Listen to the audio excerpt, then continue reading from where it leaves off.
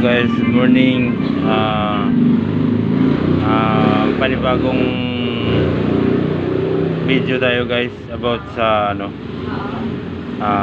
about sa Euro 3. I-explain ko sa inyo kung bakit nagkakaroon ng carbon yung intake valve pag naka Euro 3 siya. So ito guys, Euro 3 required to sa ng gobyerno na lahat ng unit sa ngayon na lumalabas naka Euro 3 na siya o Euro 4. So tayo sa unit na to naka Euro 3, naka Euro 3 siya. So ito yung Euro 3 nya. Ano yung trabaho nito? Ano yung function nito para mabawasan yung carbon na lalabas dito sa tambutso. So yun yung inaano ng gobyerno na mabawasan yung carbon na lumalabas sa tambutso natin para malinis yung hangin. So ang nangyayari, eto, pakinggan nyo yung papanda rin ko siya na nakakabit yung hose.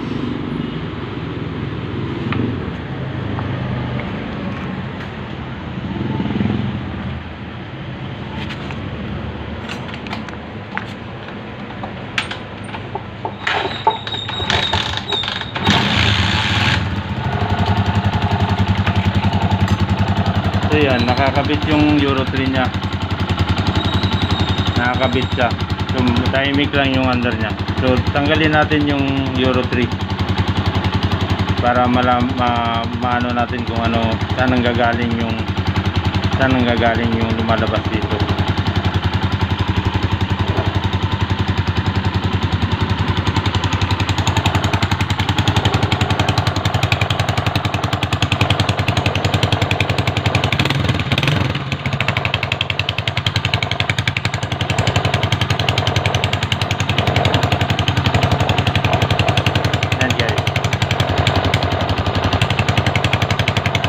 Yung hangin na lumalabas dito sa na to, Euro 3 na to, galing din siya dito sa exhaust. So ang ibang hangin imbes na lahat lalabas dito lumalabas. So ang ginagawa sa hangin na to,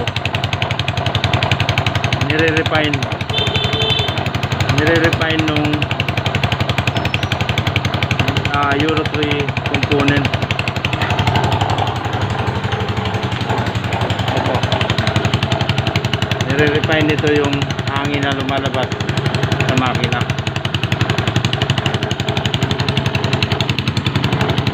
Pag na-refine na niya yung hangin, na-refine na, babalik dito at lalabas dito.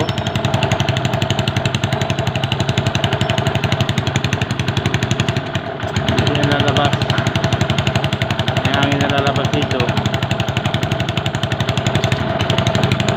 papasok dito sa manifold. So yung hangin na yon kung yung hangin na yon na lumalabas dito, pumasok dito sa manifold, kung hindi maayos yung pagka-filter nito, yun yung dahilan na nagiging carbon siya ulit. So ito kasing dito na part na to is may moist kasi ito siya dahil sa gasolina. So yung carbon na pumapasok dito dumidikit doon sa intake valve. Kaya ang nangyayari, doon naiipon yung carbon. Imbis na lalabas na siya doon diretso sa tambutso, ang ibang carbon ibinalik sa